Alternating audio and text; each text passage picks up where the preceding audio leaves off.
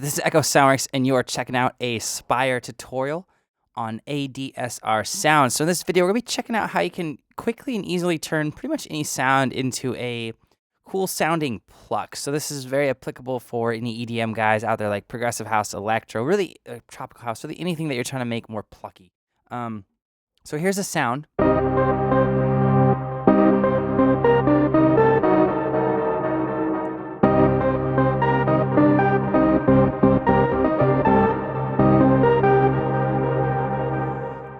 All right, so let me play a sound real quick. All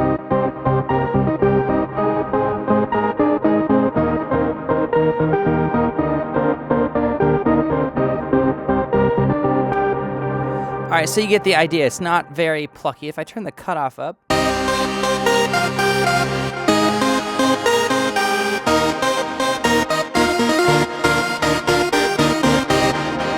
right, it's a cool sound in its own right for sure, but to turn it into a pluck, what you're going to want to do is use two of the available 4 envelopes to modulate into 2 specific destinations in the synth.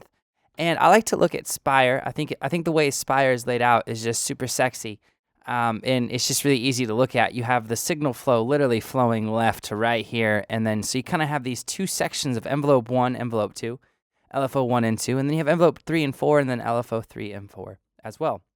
So I like to look at it as these first 2 envelopes are going to control, this first one's going to control the output of the sound. Envelope 2 I might use to modulate into some type of parameter that's going to affect the entirety of the sound. And then I look at the third and fourth envelopes as ways to modulate things specifically for certain types of sound. So you'll notice that up here at the top, this is a 3 oscillator sound. So let's listen to these oscillators in, let's turn them off so we can listen to them one by one. So when you do this, these 2 tips and tricks to modulate to get more of a plucky sound, you want to do it on a specific type of oscillator sound. So let's listen to oscillator 1.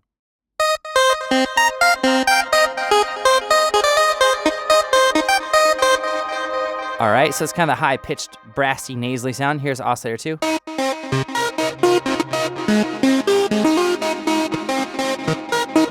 All right, there's oscillator 2 and oscillator 3.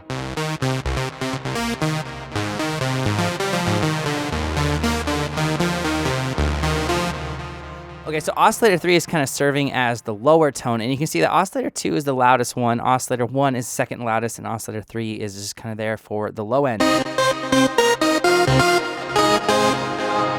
Okay, so with that being said, I think oscillator 1 is a little bit too brassy to do this. I'm going to do it on oscillator 2, which is kind of has a good blend of frequencies. It's not too high, it's not too low. So I'm going to go to my 3rd envelope, and what we're going to do here is we're going to go to, this is normally by default, this would be your, let me copy this sound, I'll show you what I mean. We'll initialize this. Envelope 3 is typically applied, because you can see, to the cutoff 1, and we just initialize the patch, and here it is.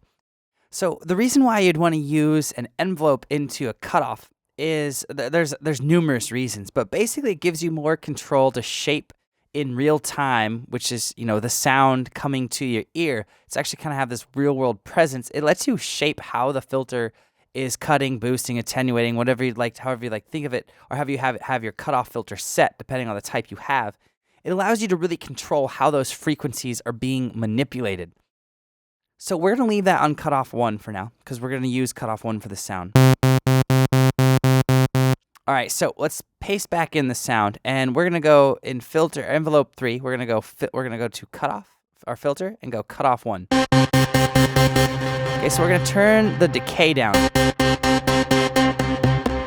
All right, so it's already more plucky.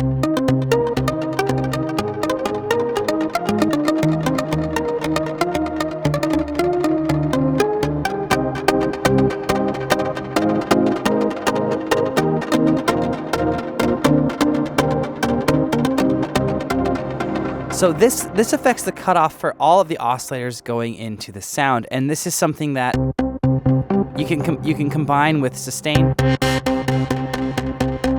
to get the amount of cutoff that you would like. Now, this is something that I personally like to apply to the mod wheel. So you can do MIDI learn like this, move your mod wheel up and down, and we can have it on the cutoff 1. So now It's a nice way to have for your automation.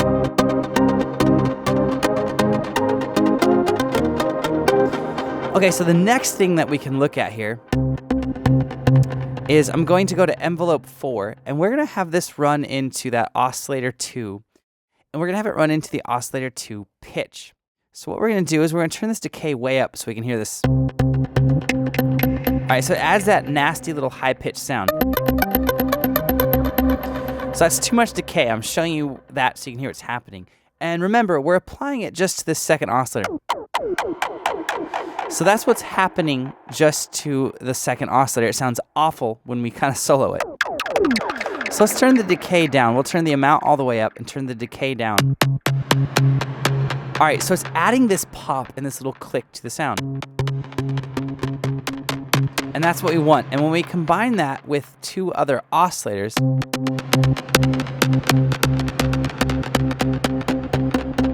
we get this nice kind of plucky feel. It actually feels like the string is being plucked.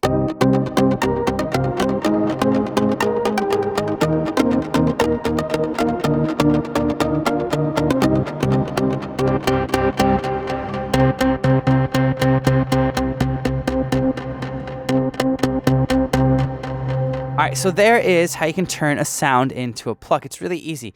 You just want to manipulate the envelope of your cutoff filter by modulating, and also the pitch of one of your oscillators. And then if you want to modulate that into more of a lead type sound,